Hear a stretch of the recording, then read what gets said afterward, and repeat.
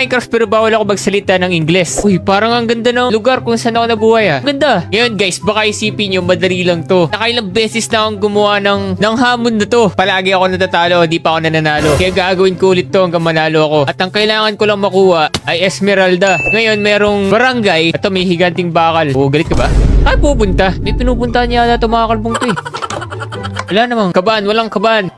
Aray ko. Ano ba dito? Tawag dito. Mesa ng paggawa. Kunin ko na nga yan. Oh, wala pa akong talo guys ha. Baba na lang tayo.